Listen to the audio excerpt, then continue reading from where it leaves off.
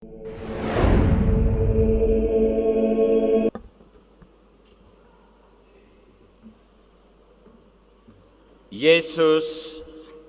memanggil ke-12 murid dan mengutus mereka. Bapak-bapak, ibu-ibu, saudara-saudari, dan anak-anak yang Tuhan kasihi, teristimewa, bapak-bapak, ibu-ibu, saudara-saudari, dan anak-anak umat Komoro yang hari ini menghantar umat paroki dalam misa inkulturasi ini. Juga siapapun Anda yang saat ini mengikuti misa ini lewat live streaming multimedia Tiga Raja.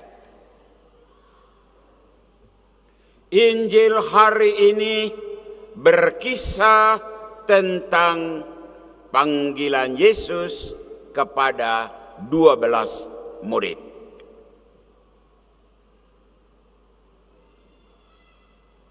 Disebut 12 saja karena mereka orang-orang khusus.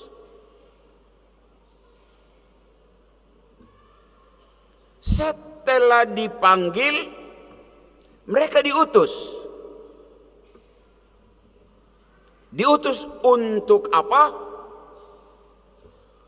Dalam Injil disebutkan mengusir roh-roh jahat, melenyapkan segala penyakit dan kelemahan, membawa kelepasan dan pembebasan, menjawab mereka yang terlantar atau diterlantarkan. Nah, pagi ini sebagai orang Kristiani, sebagai orang Katolik, kita menyadari bahwa kita juga sudah dipanggil. Kapan dipanggil? Itulah saat kita dibaptis. Ya, sebagai pengikut Yesus, kita sudah dipanggil dan itu panggilan umum. Dan kita sudah menyatakan tekad, niat bahwa panggilan Tuhan itu akan kita jawab. Kita jawab dengan memilih salah satu bentuk hidup, status hidup. Contoh, umat lihat di depan kami 2 pastor, saya dan Pastor Beni. Di tengah-tengah umat saya lihat ada suster-suster.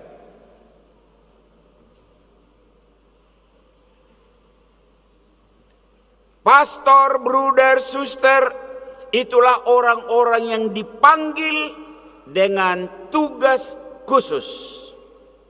Seperti kelompok 12. Apakah hanya mereka? Masih ada banyak yang dipanggil dengan tugas khusus. Saya sebutkan misalnya anggota DPRD. Ada di dalam gereja ini anggota DPRD, kau dengar. Engkau dipanggil dengan tugas khusus sama dengan kelompok 12. Polisi, tentara, ada yang saat ini ada di gereja ini, kau dengar. Engkau dipanggil dengan tugas khusus.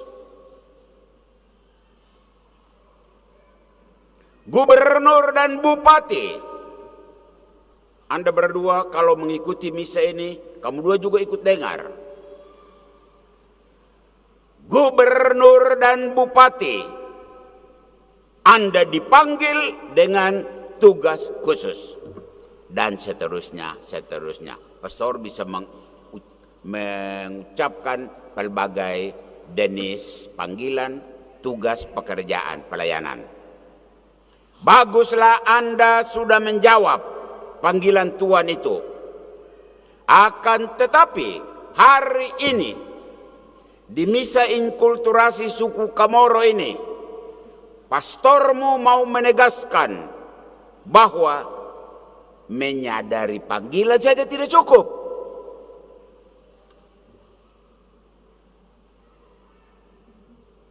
Engkau tidak cukup hanya menyandang sebutan pastor, bruder, suster. Tidak cukup hanya menyandang sebutan anggota Dewan Perwakilan Rakyat. Tidak cukup hanya menyebut diri sebagai anggota TNI Polri. Tidak cukup hanya menyebut diri sebagai gubernur. Tidak cukup hanya menyebut diri sebagai bupati. Sama seperti para murid kelompok 12, setelah dipanggil, mereka diutus untuk buat sesuatu. Begitulah. Hari Minggu ini, kitab suci meminta kita, buatlah sesuatu bagi masyarakat yang terbelenggu. Banyak masalah. Buatlah sesuatu, turun tangan, atasi problem yang membebani masyarakat. Bertindaklah untuk masyarakat yang tidak berdaya. Kira-kira apa sajakah yang bisa kita buat? Ada banyak. Ada banyak. Dan minggu ini pastor mengambil satu saja. Contoh sekian banyak masalah yang ada di daerah ini. Dan saya mengangkat masalah miras, minuman keras. Karena adanya miras itu,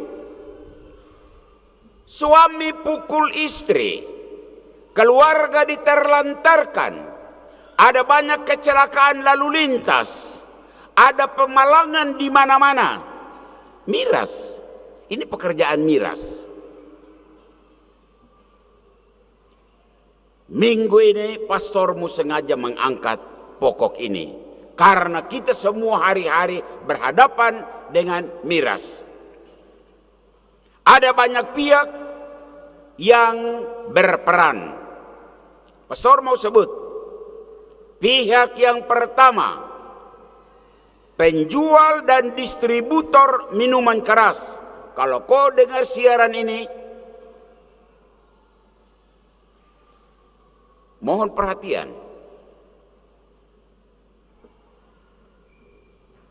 Engkau sah menjual miras itu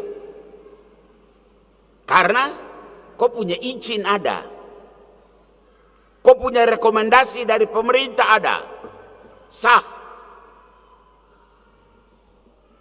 Engkau juga bayar pajak karena miras itu, dan pajak itu untuk negara. Hari Minggu ini pastor mau menyapa kau, para distributor minuman keras, kau dengar baik-baik. Silakan mengambil keuntungan, tapi kau harus tahu masyarakat hampir tidak berdaya, tergeletak di jalan-jalan, berkelahi. Itu barang yang kau jual itu. Kau dapat untung, tapi kau lihat akibatnya. Masyarakat nyonyor. Kau makan itu uang darah. Itu pihak pertama. Pihak yang kedua, konsumen dan dari berbagai kalangan. Tua, muda, besar, kecil, laki, perempuan, kaya, miskin. Saya sebut perempuan, kamu kaget kah? Ada banyak perempuan mabok. Saya lihat sendiri. Umatku yang terkasih, umat Kamoro, kita ini konsumen.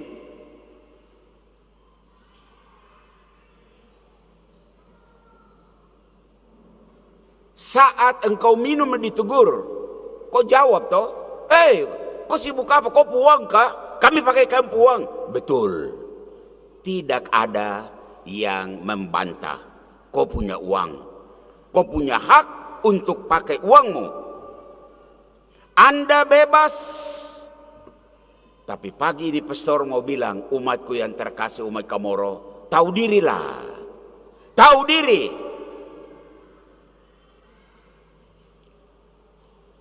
Ada masalah besar. Ada masalah muncul. Masalah apa? Masyarakat salah pakai kebebasan. Beli tanpa batas. Ya, kau uang toh. Apalagi dekat bulan-bulan Desember, di mana dikucurkan dana itu. Ya, kau pegang banyak uang, kau bebas. Maka beli tanpa batas. Kalau beli tanpa batas masih oke lah. Tapi ini minum juga tanpa batas. Umat Nayaro, kau masih ingat kah tahun baru? Saya berangkat pagi-pagi dari Timika ke Nayaro. Sampai di sana gereja belum buka, orang semua bergelimpangan di jalan raya. Kau masih ingat? Pater pulang. Hari Minggu tahun baru, Pater pulang, baru misa di jalan baru.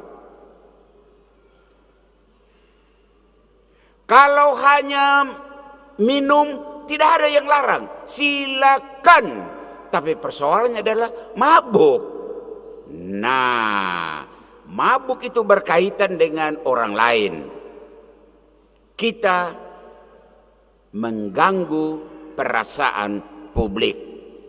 Orang ke sana kau palang, orang ke sini macam-macam masalah. Pertanyaannya, siapa yang bertanggung jawab? Ini soal. Pastor menyapa pihak yang ketiga. Siapa? Tokoh agama. Agama apapun. Tokoh agama punya peranan dalam hal ini. Kalau orang mabuk itu orang Katolik, Pastor Ben kata orang dua nyonyor ini, karena ini orang Katolik. Pastor yang bertanggung jawab terhadap umatnya. Kalau yang mabuk itu orang Protestan, pendeta, kau ada di mana? Kau yang bertanggung jawab, pendeta-pendeta. Kalau yang mabuk itu orang Islam, tokoh Islam, ustadz, kau ada di mana? Kalau yang mabuk itu suku tertentu,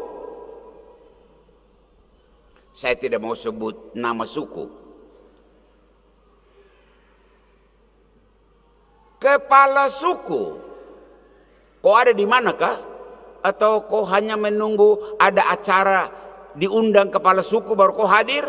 Hei, kau lihat ini, masyarakatmu ini, kepala suku. Ingat, kita semua, seseorang yang rohaninya kosong, roh jahat akan masuk dan mengisi kekosongan itu. Jadi kita harus sadar itu. Itu pihak ketiga. Pihak keempat, pemerintah daerah. Dalam hal ini gubernur dan bupati. Bapak berdua, kalau Anda mendengar siaran ini, kamu berdua dengar. Kamu berdua punya kuasa untuk memberi izin atau tidak. Maka hari Minggu ini pastor menyapa Anda berdua, gubernur dan bupati. Bijaksanalah mengeluarkan izin dan rekomendasi bagi distributor-distributor. Kalau bisa kasih batasan yang jelas.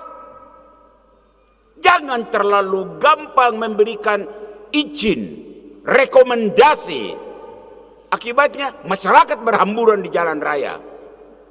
Bapak Gubernur, Bapak Bupati, kita punya masyarakat ini belum terlalu sehat pemikiran berkaitan dengan ini. Maka kita bantu dengan power yang kita miliki. Pihak kelima, legislatif. Siapa mereka? Itulah DPRD, wakil rakyat yang duduk di gedung bulat itu. Kalau ada anggota DPR di gereja ini, kau dengar ya? Anda kan punya fungsi pembentukan perda, peraturan daerah. Itu tugas legislasi. Anda bersama kepala daerah menghadirkan perda. Anda punya fungsi untuk pengawasan apakah perda itu dilaksanakan dengan benar. Anggota DPR, kamu jangan diam. Melihat anak-anak kita, masyarakat di tanah ini, dari manapun dia, mengalami kehancuran karena miras. Dan pihak yang terakhir, keamanan dalam hal ini kepolisian. Pastor mau menyapa Anda, bapak-bapak polisi, utamakan pencegahan. Utamakan pencegahan daripada penindakan. Anda bukan pemadam kebakaran. Tunggu sampai api menyala baru kau datang.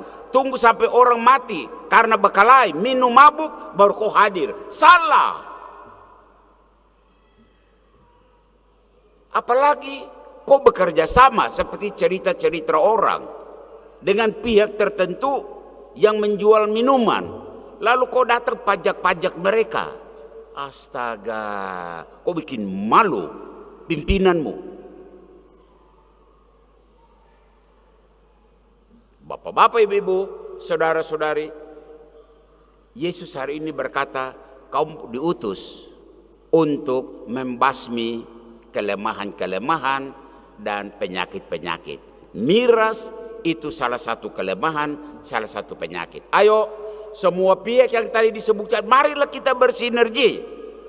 Bersinergi untuk mengatasi penyakit masyarakat yang satu ini. Tidak gampang, tapi kalau kita bersinergi, ya, jadi pastor, anggota DPR, anggota polisi, kepala suku, kalau kita bersinergi, satu soal penyakit nenek moyang ini kita bisa atasi dengan baik. Tuhan menyertaimu, Tuhan memberkati kita semua. Amin. Amin.